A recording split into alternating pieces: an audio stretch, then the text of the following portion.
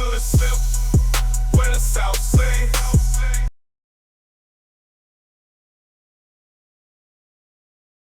Fannie Lou Hamer's nationally televised testimony beamed her message into America's living rooms. In plain language, she talked of getting fired and thrown off a Delta plantation for trying to register to vote. She offered gritty details of her vicious beating by white Winona police.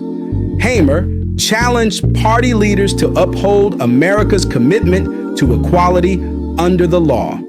With fellow congressional candidates Annie Devine and Victoria Gray, she would take the challenge to Washington, D.C. in January 1965. Until she died in 1977, she continued to speak for civil rights and advocate for poor people.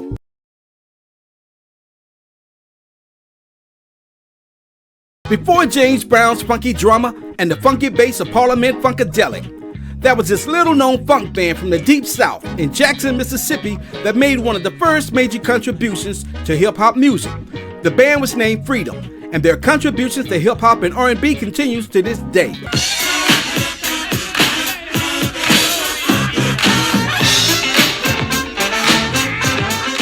Everyone knows that hip-hop started on the tough streets of New York City. So how did this unknown funk band from the SIP make such a major contribution to the music?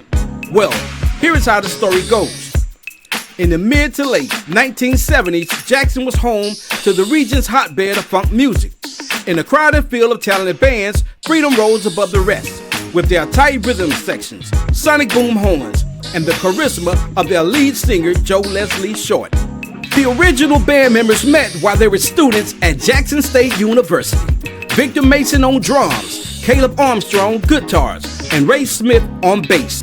The group's second single, Get Up and Dance, caught fire thanks to Malaco's A&R Dave Clark. At the time, the band had no idea about the impact that Get Up and Dance was having it on this new emerging genre called hip-hop, until a concert in Florida performing on the ticket with them that night was none other than an up-and-coming rapper named Curtis Blow.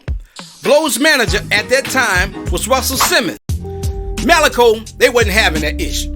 They sued Sugar Hill. That's right, they sued the label to include Armstrong and Smith as co-writers on the record, becoming one of the first cases concerning samples in hip-hop. Freedom now has 3 songs featured on the Netflix series The Get Down, which documents the rise of hip-hop in New York. And according to WhoSampled.com, various parts of Get Up and Dance have been used in over, get this, 63 records, including SWV's Anything, which is featured on the Above the Rim soundtrack. Beck used his horns on a song called Novocaine. And the kazoo part? Well, Armstrong and Smith say they got that idea from watching the SEC game and watching the cheerleaders play the kazoos. It has now become one of the most enduring parts of the song. Get Up and Dance has officially been used by the likes of John Legend, Black Eyed Peas. She was known as Rose Norwalk, a beautiful and charismatic lead singer of the R&B chart-topping 70s group Rolls Royce. The group had a string of hits in the 70s. Most notable was Car Wash, from the motion picture Car Wash. But there were many more: Wishing on a Star, I'm Going Down, Love Don't Live Here Anymore, and Oh Boy. Over the years, there have been many popular artists recording covers of I'm Going Down and Wishing on a Star, from Mary J. Blige to Beyonce, and she even did a feature with Jay-Z.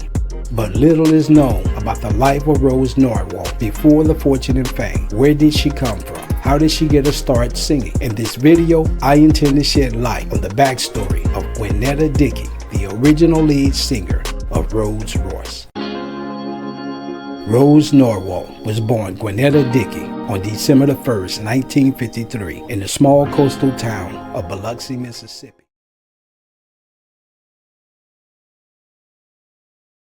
There is no disputing the fact Michael Vick left a significant impact on NFL football.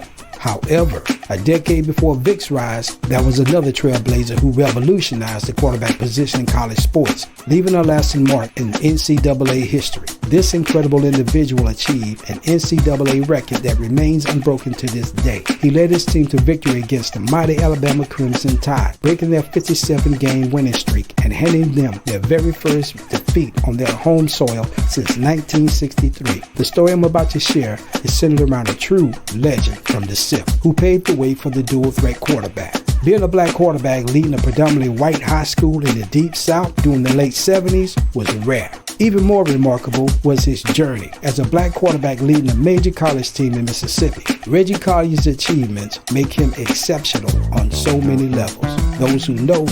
As a fellow Sipian, I feel compelled to pass down this inspiring story to them.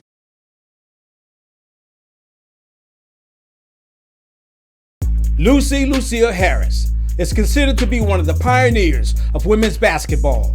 She led Delta State University in Cleveland, Mississippi to 3 straight national titles and won a silver medal with the U.S. women's basketball team in the 1976 Summer Olympic Games in Quebec, Canada. Harris was the only woman ever officially drafted by the National Basketball Association. She is the first black woman inducted to the Naismith Memorial Basketball Hall of Fame, as well as the Women's Basketball Hall of Fame. She was truly a trailblazer. Lusia Harris was born in Mentor City, Mississippi, a small town located in the Delta region of Mississippi, on February 10, 1955, to Ethel and Willie Harris. The family were sharecroppers, hard work with very few rewards. The largest employer in the Mississippi Deltas at the turn of the 20th century was agriculture, and cotton was key. To make money, landowners would often hire families.